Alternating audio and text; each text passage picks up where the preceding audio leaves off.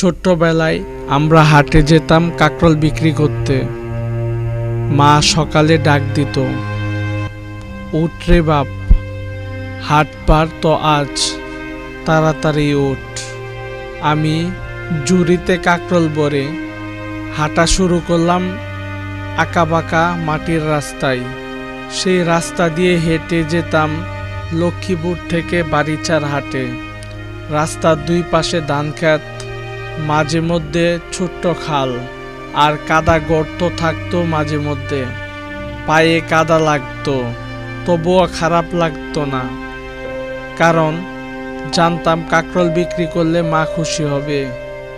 হাটে গিয়ে ডাক দিতাম কাঁকরোল কাঁকরোল, তাজা তাজা কাঁকরোল।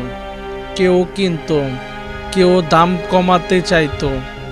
বিক্রি শেষে হাতে যখন কয়টা টাকা থাকতো, মনে হতো আমি অনেক বড় লোক। সেই হাট, সেই পথ, এখন সব অনেক বদলে গেছে।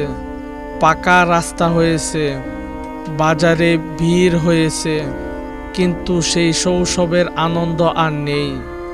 আজও যখন সেই রাস্তা দিয়ে যাই, মন কেমন করে ওঠে, চোখে ভেসে ওঠে। আমি হাতে ঝুড়ি নিয়ে কাঁকরোল বিক্রি করতে যাচ্ছি। বন্ধুরা, জীবনের অনেক দামি জিনিস টাকায় কেনা যায় না। ছোট্ট সেই স্মৃতি, মা বাবার ভালোবাসা আর গ্রামের পথের গন্ধ, এইসব আমাদের জীবনের আসল ধন। ভালো থাকবেন, গ্রামকে ভালোবাসবেন। এই ছিল কাঁকরোল আর মাটির রাস্তার হাটে যাওয়ার গল্প।